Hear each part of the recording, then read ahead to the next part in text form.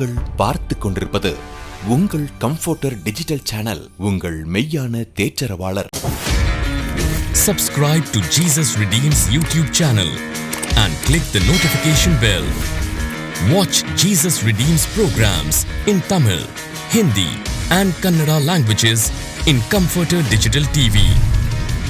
Listen to our 24/7 Comforter radio broadcast and subscribe to Evangel OTT and watch hundreds of Christian short films and videos and be blessed. Download Comforter TV and radio app today. Make use of Jesus Redeems programs available on various social media platforms. Spread the revival fire.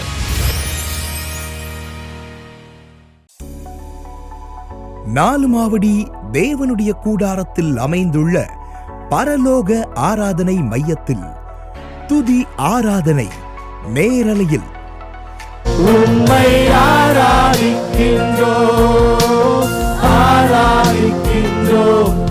எங்கள் பரிசுத்த தேவனே, உம்மை ஆராதிக்கிறோம்.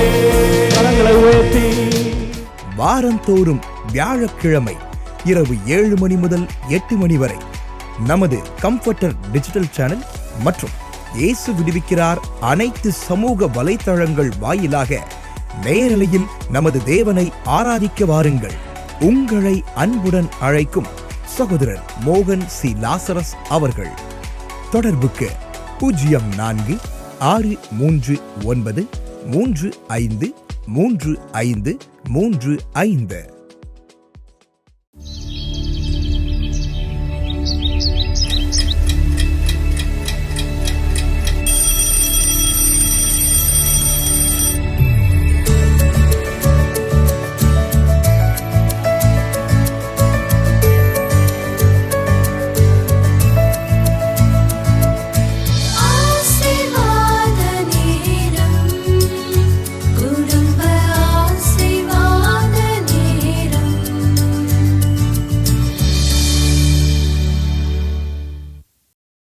பிரியமானவர்களே, இயேசு கிறிஸ்துவின் நாமத்தில் உங்களுக்கு என் அன்பின் வாழ்த்துக்கள். இது உங்கள் குடும்பத்துக்கான ஆசீர்வாத நேரம். குடும்பமாக ஜெபம் பண்ணாலே ஆசீர்வாதம் தானே. நிறைய குடும்பத்தில் இந்த குடும்ப ஜெபம் இல்லாததுனால பல ஆசீர்வாதத்தை இழந்து போயிருக்கிறாங்க. குடும்பமாக ஜெபிக்கும்போது தேவனுடைய ஆசீர்வாதம் இந்த குடும்பத்தில் உண்டாயிருக்கும். அதில் ரொம்ப முக்கியமானது தேவனுடைய பாதுகாப்பு. இது கடைசி காலம். சாத்தான் ரொம்ப பலமாக கிரியை செய்து யுத்தம் பண்ணுகிற காலம். இந்த காலத்தில் நம்ம பாதுகாப்பாக இருக்கணுமானா தேவனுடைய பாதுகாப்பு நமக்கு அவசியம். அதனால தான் கர்த்தர் நமக்கு வாக்கு கொடுத்திருக்கிறார், நான் உன்னை பாதுகாக்கிற தேவன் என்பதாக. அதற்கு நாம் செய்ய வேண்டியதை நம்ம செய்யணும். நம்முடைய ஜெபம், வேத தியானம், தேவனோடு இருக்கிறது ரொம்ப முக்கியம். அதில் ஒன்று குடும்ப ஜெபம். அதனால தான் உங்களை உற்சாகப்படுத்தும்படிக்கு இந்த குடும்ப ஜெபத்தில் திங்கட்கிழமை தோறும் உங்களுடைய குடும்பத்தோடு இணைந்து நாங்களும் ஜெபிக்கிறோம். இயேசுடிக்கிற குடும்பம் ஒரு பெரிய குடும்பம். அதில் நிறையா பிள்ளைகள் இருக்கிறாங்க, வாலிபர்கள் இருக்காங்க, குடும்பமாக இருக்கிறவங்க இருக்கிறாங்க. இப்போ அதில் நமக்கு பாடல் பாடி நடத்துவதற்கு இயேசு விடுவிக்கிறார் குடும்பத்தை சார்ந்த பிள்ளைகள் வந்திருக்கிறாங்க. இசைக்கருவிகளை மீட்டி பாடல்களை நடத்துவாங்க. உங்கள் வீட்டில் மியூசிக் வச்சுருக்கீங்களா குட்டி பிள்ளைகள்? அப்போ நீங்களும் மியூசிக் வாசிக்கலாம், தபேலா வாசிக்கலாம், டேம்பரின் வாசிக்கலாம், சேர்ந்து பாடணும். குடும்ப ஜெபத்துக்கு எல்லோரும் வந்துட்டாங்களா பாருங்கள், எல்லாம் சேர்ந்து பாடலாம்ல. முதலாவது என்ன பாட்டு பாடலாம்? பிதாவே ஆராதிக்கிறோம், இயேசுவே ஆர்ப்பணிக்கின்றோம். எல்லாருக்கும் தெரிந்த பாட்டு தானே, சேர்ந்து கரந்தட்டி பாடுவோம்.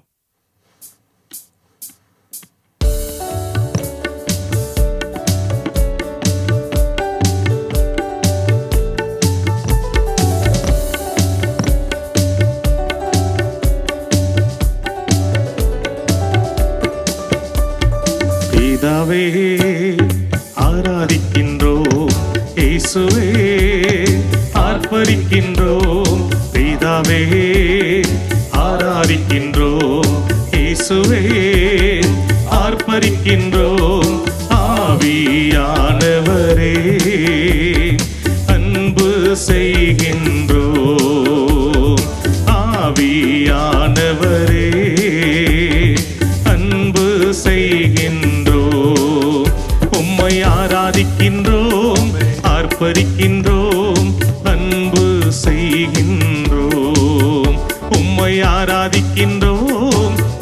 ஆர்ப்பரிக்கின்றோம், அன்பு செய்கின்றோம். சகலமும் படைத்தவரே, சர்வ வல்லவரே, சகலமும் படைத்தவரே, சர்வ வல்லவரே, மகிமைக்கு பாத்திரரே, மங்காத பிரகாசமே, மகிமைக்கு பாத்திரரே, மங்காத பிரகாசமே. உம்மை ஆராதிக்கின்றோம், ஆர்ப்பரிக்கின்றோம், அன்பு செய்கின்றோம். உம்மை ஆராதிக்கின்றோம், ஆர்ப்பரிக்கின்றோம், அன்பு செய்கின்றோம். ஸ்தோத்திரமும் கணமும் வல்லமையும் பலனும், ஸ்தோத்திரமும் கணமும் வல்லமையும் பலனும், மாட்சிமையும் துதியும் எப்போதும் உண்டாகட்டும். மாட்சிமையும் துதியும் எப்போதும் உண்டாகட்டும். உம்மை ஆராதிக்கின்றோம், ஆர்ப்பரிக்கின்றோம், அன்பு செய்கின்றோம். உம்மை ஆராதிக்கின்றோம், ஆர்ப்பரிக்கின்றோம், அன்பு செய்கின்றோம். உம்மில் அன்பு செய்கின்றோம், உம்மை அன்பு செய்கின்றோம். ஆமேன். ஆண்டவரை நேசிப்பார், அவர் மேல அன்பு கூறுவார், ஆண்டவருடைய உள்ளத்தை சந்தோஷப்படுத்தும். சரி, இப்போ இன்னொரு பாட்டு பாடலாமா? என்ன பாட்டு பாடலாம்? ஆண்டவர் கொடுத்த வாக்குத்தத்தால காத்திடுவேன், நான் உங்களை பாதுகாக்கிற தேவன், உங்களை பாதுகாப்பேன், அதன் வாக்குத்தத்தம். அது இந்த பாட்டில் எல்லாரும் சேர்ந்து கரந்தட்டி மகிழ்ச்சியை பாடுவோமா? காத்திடுவார், என்னை காத்திடுவார், காலமெல்லாம் என்னை காத்திடுவார். இதுவரைக்கும் நம்ம நிர்மூலமாக இருப்பது ஆண்டவருடைய கிருபை தான். ஆண்டவர் தான் நம்முடைய குடும்பத்தையும் பாதுகாத்து வந்திருக்கிறார், இன்னும் பாதுகாப்பார். அந்த விசுவாசத்தை அறிக்கையிடும் வண்ணமாய் இந்த பாடலை பாடுவோம்.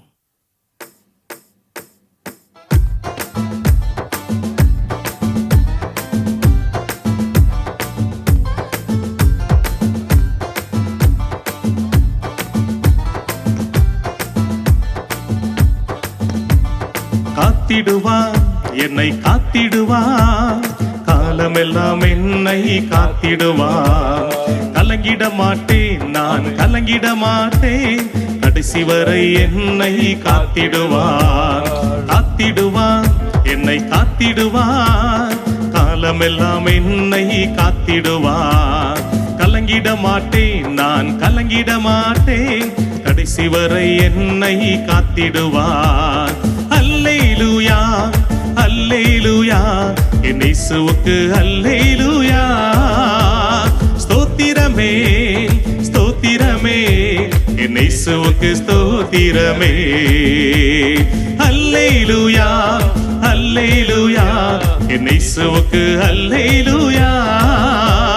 ஸ்தோத்திரமே, ஸ்தோத்திரமே, என் இயேசுவுக்கு ஸ்தோத்திரமே, என் இயேசுவுக்கு ஸ்தோத்திரமே. தீமைகள் என்னை சூழ்ந்தாலும் சேதங்கள் நெருங்காது காத்திடுவான்.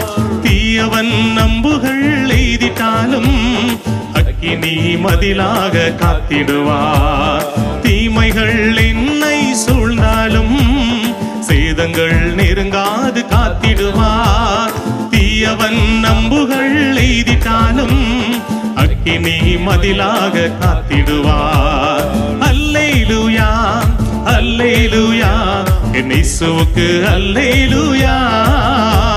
ஸ்தோத்திரமே, ஸ்தோத்திரமே, என் இயேசுவுக்கு ஸ்தோத்திரமே, என் இயேசுவுக்கு ஸ்தோத்திரமே. போக்கையும் வரத்தையும் காத்திடுவான், இயேசுவே அரணாக காத்திடுவார். கண்களின் இமை போல காத்திடுவார், கண்மலை மேல் என்னை உயர்த்திடுவார். போக்கையும் வரத்தையும் காத்திடுவார், இயேசுவே அரணாக காத்திடுவார். கண்களின் மணி போல காத்திடுவார். கண்மலை மேல் என்னை உயர்த்திடுவார். அல்லேலூயா அல்லேலூயா, என் இயேசுவுக்கு அல்லேலூயா. ஸ்தோத்திரமே ஸ்தோத்திரமே, என் இயேசுவுக்கு ஸ்தோத்திரமே. என் இயேசுவுக்கு ஸ்தோத்திரமே. என் இயேசுவுக்கு ஸ்தோத்திரமே.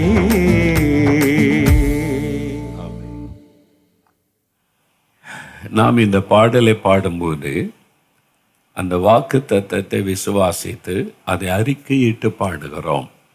விசுவாசத்தை நம்ம அறிக்கை செய்யும் போது தான் அது பலன் செய்யும். அதனால் தான் தேவன் ஒரு வாக்கு கொடுத்தா அதை நமக்கென்று சொந்தமாக்கி தினந்தோறும் அதை சொல்லி துதிப்பது, ஜெபிப்பது, பாடல் மூலமாகவும் நம்முடைய ஜெபங்களை ஏறெடுக்கலாம். சரி, தேவன் வாக்கு கொடுத்தது, நான் உன்னை பாதுகாப்பேன். எரேமியா 1:8 ஆண்டு சொல்கிறாரு, உன்னை காக்கும்படிக்கு நான் உன்னுடனே இருக்கிறேன். எங்கோ தூரத்தில் இருந்தல்ல, உன் கூட இருந்து உன்னை பாதுகாப்பேன் அப்படின்னு ஆண்டு சொல்கிறார். என்ன சாத்தானுடைய தாக்குதல்கள், நமக்கு விரோதமாய் செயல்படுகிற விதங்கள் வித்தியாசம். அவன் மறைந்திருந்து தந்திரமாய் நம்மை அழிக்க போராட்டங்களை கொண்டு வருகிறான். பலவிதமான விபத்துகள், ஆபத்துகள் இதெல்லாம் உண்டாக்கி நம்மை அழித்து விட முயற்சி பண்ணுகிறான். அதனால் ஆண்டவர் சொல்கிறான், அவன் கூட இருந்து உன்னை பாதுகாப்பேன். எவ்வளோ ஒரு அற்புதமான ஆண்டவர் இல்லை? சரி, ஆண்டவர் நம்ம கூட இருந்து பாதுகாக்கணுமானா நம்ம செய்ய வேண்டிய காரியமும் இருக்கிறது. அதில் தேவன் நம்முடைய ஆத்மாவை பாதுகாப்பான்னு தியானித்தோம். 121 சங்கீதத்தில் 8வது வசனத்தில் பாருங்கள், கர்த்தர் உன் போக்கையும் உன் வரத்தையும் இது முதற் கொண்டு என்றென்றைக்கும் காப்பார். அதாவது போக்கு வரத்து. நம்ம எல்லாருமே பிரயாணப்படுகிறோம் இல்லை? பிரயாணப்படாதவங்களை இன்றைக்கி பார்க்கறது அரிது. அதுவும் ரொம்ப பிரயாணப்படுறாங்க இந்த காலத்தில். இப்போ பிள்ளைகள் எடுத்துக்கொள்ளுங்களேன், ஸ்கூலுக்கு போகணும், திரும்பி வரணும், காலேஜுக்கு போகணும், திரும்ப வரணும். அது படிக்கிற பிள்ளைகள். வேலை செய்கிறவங்க தினம் வேலைக்கு போகணும், தினம் திரும்பி வரணும். பிஸ்னஸ் செய்கிறவங்க பிஸ்னஸுக்காக போகணும், வரணும். எல்லாருக்குமே பிரயாணம் இருக்கிறது. ஊழியம் செய்கிறவங்க எடுத்துக்கொள்ளுங்க, ஊழியத்துக்காக பிரயாணப்படணும், திரும்பி வரணும், போக்கு வரத்து. அப்போ நம்முடைய வாழ்க்கையிலையும் நிறையா இந்த போக்குவரத்து காரியம் இருக்கிறது. அதில் நிறைய ஆபத்தும் இருக்கிறது இல்லை? ரோடு ஆக்சிடெண்ட்டில் லட்சக்கணக்கான பேர் ஒரு வருஷத்தில் மரிக்கிறாங்க. எவ்வளோ வேதனையான ஒரு விஷயம். வாலிபர்கள் மரிக்கிறாங்க, சிறு பிள்ளைகள் மரிக்கிறாங்க, நடுத்தர வயதுள்ளவங்க மரிக்கிறாங்க. இந்த காரியத்தை அறியும் போதே உள்ளத்தில் பயம், கலக்கம் உண்டாகிறது. அப்போது விபத்துகளை உண்டாக்கி பாதிப்பை உண்டாக்குற பிசாசு செயல்படுகிறான். அதனால் ஆண்டவர் சொல்வார், ஒரு போக்கை மரத்தை கர்த்தர் பாதுகாப்பார். நம்மை பாதுகாக்கிற பொறுப்பு கர்த்தரிடத்தில் இருக்கிறது. ஆனால் ஒவ்வொன்றையும் அறிந்து அவரை துதிக்கணும். அப்போ ஆண்டவருடைய பாதுகாப்பு நிரந்தரமாய் உண்டாயிருக்கும். சரி, இப்போ ஆண்டவர் நம்முடைய போக்கில் வரத்தில் பாதுகாக்கணுமானா நாம் விசுவாசிக்க வேண்டிய, அறிந்து கொள்ள வேண்டிய சில காரியம் இருக்குது. நம்முடைய பங்கு சரியாக செய்தால் தான் தேவனுடைய பங்கு நிறைவேற்றப்படும். என்ன காரியம் அது அப்படின்னு சொன்னால் 91 சங்கீதம் 11வது வசனம் பாருங்கள். உன் வழிகளில் எல்லாம் உன்னை காக்கும்படி உனக்காக தம்முடைய தூதர்களுக்கு கட்டளையிடுவார். நீங்கள் போக்குவரத்தில் வழியில் போகிறீங்களா, பஸ்ஸில், ட்ரெயினில், விமானத்தில், காரில், பைக்கில், சைக்கிளில், சில சமயம் நடந்தே ட்ராவல் பண்ணுவீங்க. அப்போது கர்த்தர் உங்களுடைய போக்குவரத்தில் உங்களை பாதுகாக்க தம்முடைய தூதர்களுக்கு கட்டளையிடுவாராம். யார் இவங்க அப்படின்னு கேட்டிங்கன்னா, பரலோகத்தில் தெய்வ சமூகத்தில் கோடி கோடி கோடியான தேவதூதர்கள் இருக்கிறாங்க. ஆண்டவர் கோடிக்கணக்கான தூதர்களை உருவாக்கி வைத்திருக்கிறார். அதில் ஒரு கூட்டம் தேவதூதர்கள் தான் கலகம் பண்ணி பிரிஞ்சு போயிட்டாங்க லூசிஃபர் தலைமையில். ஆனாலும் கோடிக்கணக்கான தூதர்கள் இருக்கிறாங்க. அவங்க எதுக்கு, அவங்களுக்கு என்ன வேலை அப்படின்னு சொன்னால், இவங்களை குறித்து நீ வேதத்தில் எபிரேயர் 1ஆம் அதிகாரத்தில் வாசிக்கும்போது இவங்களை இந்த தூதர்களை குறித்து ஒரு காரியம் சொல்லப்படுகிறது. 14ஆம் வசனத்தில், ரட்சிப்பை சுதந்தரித்து கொள்ள போகிறவர்களின் நிமித்தமாக ஊழியம் செய்யும்படிக்கு அவர்கள் எல்லாரும் அனுப்பப்படும் பணிவிடையின் ஆவிகளாக இருக்கிறாங்க. பணிவிடை செய்கிற ஆவிகள், அவர்தான் தேவதூதர்கள். யாருக்கு பணிவிடை செய்வாங்க? ரட்சிக்கப்பட்டவர்களுக்கு. யார் யார் மனம் திரும்பி ரட்சிக்கப்பட்டு இயேசு உள்ளத்தில் ஏற்றுக்கொள்கிறாங்களோ அவர்களுக்கு பணிவிடை செய்யவும் பாதுகாக்கவும் தேவன் தமது தூதர்களுக்கு கட்டளை கொடுக்கிறார். அவர்கள் வந்து அவளுக்கு உதவி செய்கிறார்கள். வேத அறிஞர்கள் சொல்கிறாங்க, ஒரு ஆளுக்கு குறைந்தது 2 தூதனாவது இருப்பானா. ஒன்று தேவனுடைய செய்தியை கொண்டு வருகிற கேப்ரியலர்களில் ஒரு தூதன், இன்னொன்று நம்மை பாதுகாக்க யுத்தம் பண்ணுகிற மிகாவேலர்களில் ஒரு தூதன். இது மாதிரி நம்மை பாதுகாக்க தேவன் காரியங்களை வடிவமைத்து வைத்திருக்கிறார். எவ்வளோ அற்புதமான ஆண்டவர் பார்த்தீங்களா? அப்போ ஆண்டவருடைய வார்த்தை சொல்லுகிறது தம்முடைய தூதர்களுக்கு கட்டளையிடுவாராம். அப்போ என்ன பண்ண, நீங்கள் ட்ராவல் பண்ணும்போது இந்த வாக்குத்தத்த வசனத்தை வைத்து செபிக்கணும். ஆண்டவரே, நீர் என்னை பாதுகாக்க என்னோடு எங்களோடு இருக்கிறீர், உம்முடைய தூதர்களுக்கு கட்டளையிடுவேன்னு சொல்லியிருக்கிறீங்க. கட்டளையிட்டு எங்களுடைய ட்ராவலில் எங்களை பாதுகாத்து கொள்ளுங்கள். இந்த பஸ் பிரயாணத்தில், ட்ரெயின் பிரயாணத்தில், கார் பிரயாணத்தில் நீங்கள் வாக்கு கொடுத்தபடி எங்களை பாதுகாத்து கொள்ளுங்க அப்படின்னு நம்ம ஜெபிக்கணும். விசுவாசத்தோடு அப்படி ஜெபிக்கும்போது தேவனுடைய பாதுகாப்பு அங்கே உண்டாக்கிவிடும். தேவ தூதர்களுடைய பிரசன்னம் அங்கே வந்துவிடும். அப்போ அந்த அறிந்து கொண்டீங்க, கண்ணால் பார்க்க முடியாதவங்க தான் தேவ தூதர்கள். அவங்க ஸ்பிரிச்சுவல் பீயிங்ஸ், அவங்கள பார்க்க முடியாது. நீங்கள் ஒரு வேளை சில சமயத்தில் கர்த்தர் அனுமதித்தால் அந்த அனுமதியோடு சில சமயம் அவர்கள் பார்க்கக்கூடும். மற்றபடி தேவதூதலை கண்ணால் பார்க்க முடியாது. ஆனால் அவங்க கூட தான் இருப்பாங்க. ஏன்னா ரட்சிக்கப்படுகிற ஒவ்வொருவருக்கும் குறைந்தது 2 தூதனாவது கொடுக்கப்படுவானா. அப்போ யோசித்து பாருங்கள், நீங்கள் ரட்சிக்கப்பட்ட ஆண்டோடைய பிள்ளைகளாக இருக்கீங்கன்னா உங்கள் வீட்டில், வேலையில், ஆஃபீஸில் நீங்கள் எங்கே போனாலும் 2 தூதர்கள் கூடவே வர்றாங்க. நீங்கள் கண்ணால் பார்க்குற மாதிரி இருந்தால் என்ன ஆகும்? யோசித்து பாருங்கள், 2 தூதர்கள் பாடி கார்டு மாதிரி வந்துக்கிட்டே இருக்கிறாங்க. எங்கே போனாலும் உங்களுக்கு ஒரு அன்னீசியாக இருக்கும்ல. நம்ம வாழ்கிறது கஷ்டம். நம்மளை ஒருத்தர் பார்த்துக்கிட்டே இருக்கிறாங்க, அது கண் முன்னாலே தெரியுதுன்னா ரொம்ப கஷ்டம். ஆனால் தேவன் அவளை மறைத்து வைத்திருக்கிறார். அவங்க ஆவியாக இருக்கிறாங்க, ஆனால் அவங்கள கண்காணிச்சுக்கிட்டே இருப்பாங்க. சின்ன குழந்தைகளுக்கு ஒரே தேவதூதர்கள் பரலோகத்தில் தேவனை தரிசிக்கிறார்கள் அப்படின்னு வேதத்தில் ஆண்டவர் சொல்லுகிறார்ல. அப்போ உங்களுடைய குழந்தைகளுக்கும் தேவதூதர்கள் நியமிக்கப்பட்டு அந்த குழந்தைகளை குறித்த பரலோகத்தில் தேவனுக்கு முன்பாக ரிப்போர்ட் போய்கொண்டே இருக்கும். இந்த கிராமத்தில் இவ்வளோ குழந்தைகள், அவங்கள நாங்கள் பாதுகாக்கிறோம். இந்த குடும்பத்தில் இத்தனை குழந்தைகள் இருக்கிறாங்க. தேவனுடைய பிள்ளைகளுடைய குடும்பத்தில் இருக்கிற குழந்தைகளை அவங்க பாதுகாக்கிறாங்க. இதை நீங்கள் விசுவாசிக்கணும். வேத வசனத்தை விசுவாசித்து ஆண்டவரை துதிச்சிங்கன்னா அப்போது அந்த பாதுகாப்பு உங்களுக்கு உண்டாயிருப்பதை தெளிவாக நீங்கள் உணர முடியும். ஆண்டவர் எங்களை பாதுகாக்கிறார் என்பதை நீங்கள் உணர முடியும். பிரியமானவர்களே, நீ யோசித்து பாருங்கள், எத்தனையோ விதங்களில் நீங்கள் கடைசி நேரத்தில் ஆபத்துலேருந்தே தப்பி இருப்பீங்க. அது ஆண்டவர் கொடுக்கிற ஒரு பாதுகாப்பு. தேவதூதலை அனுப்பி தேவன் தப்பி வைக்கிறார். நீங்கள் கண்ணால் பார்த்தாலும் பார்க்காட்டாலும் தேவதூதல் கூட இருக்கிறாங்க. அதை விசுவாசிக்கணும். என்ன வசனம் சொல்லுகிறது? பணிவிடையின் ஆவிகளை அவர் தந்திருக்கிறார், அவங்கள பாதுகாக்கிறவங்க கட்டளையிடுவார். இந்த வசனத்தை சொல்லி ஜெபித்து தான் நீங்கள் பிரயாணப்படணும். எப்பொழுது பிரயாணப்பட்டாலும், எதில் பிரயாணப்பட்டாலும் கர்த்தருடைய பாதுகாப்புதல் உண்டாயிருக்க இந்த ஜெபத்தை நீங்கள் ஏறெடுக்கணும். சரியா? அப்போ ஆண்டவர் சொல்கிறாரு, நான் உன்னை பாதுகாக்கிற கூட இருக்கேன், என் தூதர்களை உனக்காக நியமித்திருக்கிறேன், அவங்க உன்னை பாதுகாத்து கொள்ளுவாங்க, நீ பயப்படாதே அப்படின்னு சொல்கிறார். இதை நம்ம விசுவாசித்து சொந்தமாக்கி கொள்ளணும். சில சமயம் நடக்கிற சில சம்பவங்களை பார்த்தாலே உங்களுக்கு தெரியும். எனக்கு ஒரு வாலிப தம்பி தெரியும். அவர் நல்ல உண்மையான ஊழியம் செய்கிறவர். ஊழிய ஸ்தாபனத்தில் ஒரு ஸ்டாஃபாக, ஒரு ஊழியக்காரனாக இருந்து பணி செய்து கொண்டிருந்தார். ஒரு சமயம் ஒரு பட்டணத்துக்கு ஒரு வேலையாக, ஊழிய வேலையாக அனுப்பியிருந்தாங்க. அவர் இந்த வேலையெல்லாம் முடிச்சுட்டு வரும்போது சாயங்காலம் 3 மணிக்கு மேலே ஆகிவிட்டார். பசி, இப்போ சாப்பிட போகலாம் அப்படின்னு சொல்லி பார்த்தா, என்ன சாப்பாட்டை முடிஞ்சிடும்ல 3 மணிக்கெல்லாம், அப்போ ஆட்கள் கூட்டமே இருக்காது.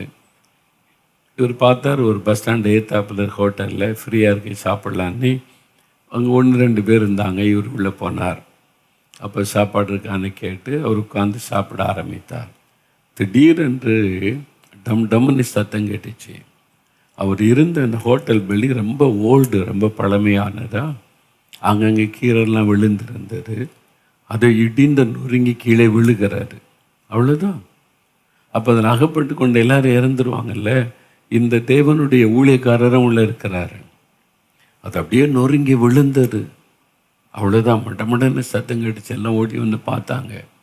இவர் அங்கே டேபிளில் சாப்பிட்டுட்டு இருந்தாரா, அவர் வெளியே வந்து ரோட்டுக்கு முன்னால் விழுந்து கிடக்கிறார். நான் எப்படி இங்கே வந்தேன் யோசித்த பார்த்துறப்ப தான் திடீரென்று ஒரு கரம் அவர் கையை பிடிச்சு இழுத்து கொண்டு வந்து வெளியே விட்டது. சாப்பிட்டுக்கிட்டு இருந்த ஆளை கையை பிடிச்சு கொண்டு வந்து பார்க்கல, அந்த ஒரு கை பிடிக்கப்பட்டு இழுக்க கொண்டு வெளியே தள்ளிது. அவர் வெளியே வந்து அப்படி நிற்கிறார். அந்த கட்டடம் இடிஞ்சு விழுகிறாரு. அப்போ தான் அவர் சொன்னார், என்ன தேவதூதனை அனுப்பி கர்த்தர் என்னை தப்புவித்தார், என்னை பாதுகாத்தார். எனக்கு எப்படி தெரியும் பில்டிங் இடிஞ்சு விழ போகிறது? தேவன் தம்முடைய தூதனை அனுப்பி என் கையை பிடிச்சு இழுத்து கொண்டு வெளியே விட்டார். இவ்வளோ அற்புதம் இல்லை? இது மாதிரி எத்தனையோ காரியம் உங்கள் வாழ்க்கையில் கூட நடந்திருக்கும்ல. நீங்கள் சிந்திச்சு பாருங்கள். அது தேவ தூதனால் உண்டான காரியம். இதே மாதிரி தான் நம்முடைய பிரயாணங்களில் எல்லாம் நம்மை பாதுகாக்க தம் தூதர்களுக்கு கட்டளையிடுகிறார். நான் விசுவாசிக்கிறேன். நான் ட்ரெயினில் ஏறினா அங்கே திரளான தேவதூதர்கள் வந்துடுவாங்க. பாதுகாக்கிறதுக்கு ஆண்டவர் கட்டளையிடுவோம். அந்த ட்ரெயினே பாதுகாக்கப்படுகிறாரு. நான் ஒரு விமானத்தில் பிரயாணப்பட்ட ஆண்டவரை ஸ்தோத்திரம் பண்ணி கூட வர்றீங்க நன்றி, என்னை பாதுகாக்க தூதர்களுக்கு கட்டளை எடுக்கிறீங்க நன்றின்னு சொல்லுவேன். அப்போ அந்த விமானத்தை சுற்றிலும் தேவதூதர்கள் பாளையம் இறங்கி பாதுகாக்கிறாங்க. ஒரு காரில் பிரயாணப்பட்டால் அந்த தங்குகிற இடத்துல முதல்ல ஸ்தோத்திரம் பண்ணி ஜெபிச்சிருவேன். அப்போ அந்த இடத்துல தெய்வ பிரசன்னம் வந்து விடும். ஆண்டவர் தம் தூதர்களை வைத்து என்னை பாதுகாக்கிறார் என்பதை என்னால் விசுவாசிக்க முடிகிறது. நான் அதை விசுவாசிக்கிறேன். அதை பலமுறை பார்த்துருக்கிறேன். உங்கள் வாழ்க்கையில் கூட நீங்கள் அதை விசுவாசிக்கணும். உங்கள் பிள்ளைகளை ஸ்கூலுக்கு அனுப்பும்போது சொல்லணும், உனக்கு தேவ தூதனை கர்த்தர் நியமிச்சிருக்கிறாரு. உன் தூதன் கூடவே வருவான். நீ கண்ணால் பார்க்க முடியாது, ஆனால் தேவ தூதன் உன்னை பார்த்து கொண்டே இருப்பான். நீ எங்கே போகிற, எங்கே வர்ற, யார்கிட்ட பேசுகிற, என்ன செய்கிற எல்லாமே தேவதூதன் இயேசுகிட்ட கொண்டு போய் நியூஸ் சொல்லுவான். இதை நீங்கள் சொல்லணும். பைபிளில் இருக்குதுல்ல. இந்த சிறு பிள்ளைகளுக்குரிய தேவதூதர்கள் தினமும் தேவனை தரிசிக்கிறாங்கன்னு இயேசு சொல்லியிருக்கிறார். அப்போ டெய்லி ரிப்போர்ட் போயிடும். அதை பிள்ளைகளுக்கு சொல்லணும். நீங்கள் ஸ்கூலுக்கு போகும்போது வெளியே போகும்போது தேவதூதன் கூட வருகிறான் உன்னை பாதுகாக்க, அதனால் கவனமாக நடந்து கொள் அப்படின்னு சொல்லி அனுப்பணும். அந்த பிள்ளைகளுக்கு என்னை கவனிக்கிற ஒரு தூதர்கள் என் பக்கத்தில் இருக்கிறார்கள் என்பதை அவங்க உணரும் பொழுது அவங்களுடைய லைஃப்பில் ஒரு மாற்றம் வரும்.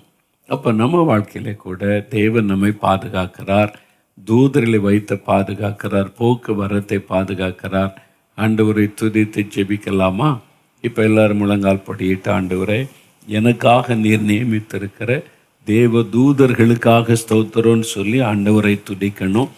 உடைய தூதர்களை எனக்காக கட்டளையிட்டு இருக்கிறீர், அதற்காக நன்றி அப்படின்னு சொல்லணும். என் குழந்தைகளுக்கு தூதர்களை நியமிச்சிருக்கிறீங்க, அவங்க என் குழந்தைகளை பாதுகாக்கிறாங்க, நன்றின்னு சொல்லணும். நான் இப்போ எங்கே பிரயாணப்பட்டாலும் உடைய தூதர்கள் என்னை சூழ பாளையம் இறங்கி பாதுகாக்கிறாங்க. நான் விசுவாசிக்கிற ஆண்டவரே, என் மேலே இவ்வளவு அன்பு அக்கறை வச்சிருக்கிறீங்கன்னு ஆண்டவரை துதிங்க. ஜெப குறிப்புகளை எடுத்து வைத்து கொள்ளுங்க. உங்கள் கிராமத்தில், உங்களுடைய தெருவில் எல்லாரும் இந்த சத்தியத்தை அறிந்து இயேசுவை பின்பற்றினா எவ்வளோ நல்லா இருக்கும்ல. இவ்வளோ அற்புதமான ஆண்டவர் இருக்கிறாரு, அவர் எல்லாரும் அறியணும், ஏற்றுக்கொள்ளணும். அவங்களும் இந்த தேவதூதனுடைய பாதுகாப்புக்குள்ளே வரணும்னு நம்ம ஜெபிக்கணும்.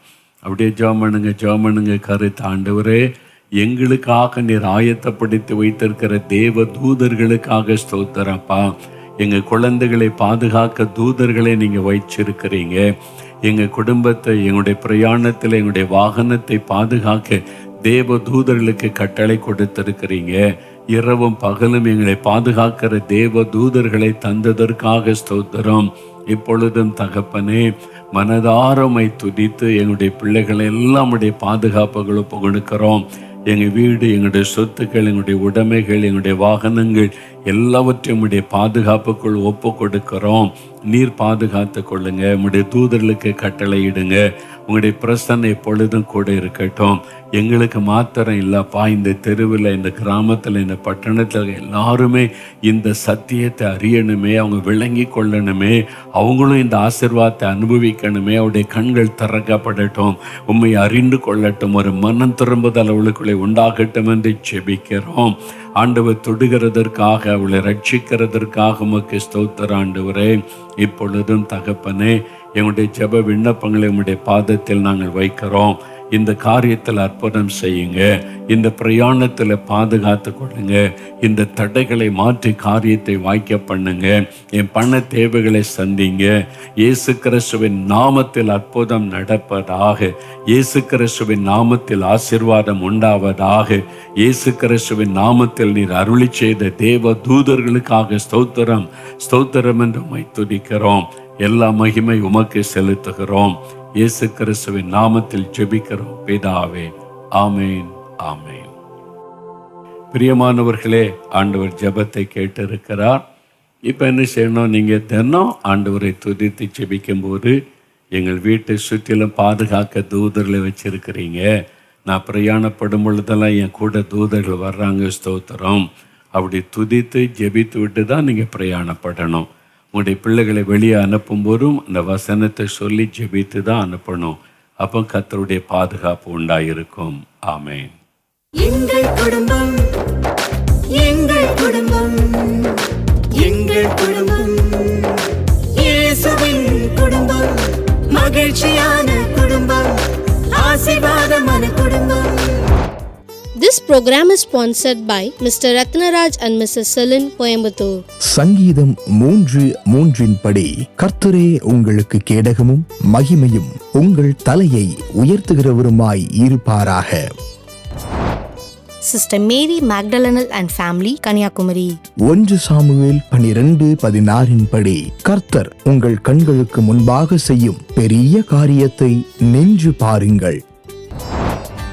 அன்பானவர்களே, நீங்களும் தொலைக்காட்சி ஊழிய பங்காளராகிட தொடர்பு கொள்ள வேண்டிய தொலைபேசி எண் 9942246611. இமெயில் முகவரி partners@jesusredeems.org. தேவ பிள்ளைகளின் பயன்பாட்டிற்காக உதயமாகிவிட்டது ஜீசஸ் ரிடீம்ஸ் மொபைல் ஆப். நீங்கள் சகோதரர் மோகன் சி லாசரஸ் அவர்களின் அனைத்து நேரலை ஜெப நிகழ்ச்சிகள் மற்றும் சிறப்பு நிகழ்ச்சிகள் இத்தளத்தில் காணலாம். நமது தேவனுடைய கூடாரம் மற்றும் ஜெபமலையில் நடைபெறும் அனைத்து ஜெப கூடுகை, எழுப்புதல் முகாம்கள் ஆகியவற்றை குறித்த தகவல்களையும் இத்தளத்தில் காணலாம். இயேசு விடுவிக்கிறார் ஊழியத்தின் அனைத்து கிளை அலுவலகங்களை குறித்த தகவல்கள் இத்தளத்தில் இடம்பெற்றுள்ளன. நமது இயேசு விடுவிக்கிறார் மாத பத்திரிகை, வாலிபர்களுக்கான வாலிபர் உலகம், சிறுவர்களுக்கான சிறுவர் ஜெபமலர் போன்ற பத்திரிகைகளை இத்தளத்தில் வாசித்து ஆசீர்வதிக்கப்படுங்கள். மேலும் விவரங்களுக்கு 9487935315. God bless you.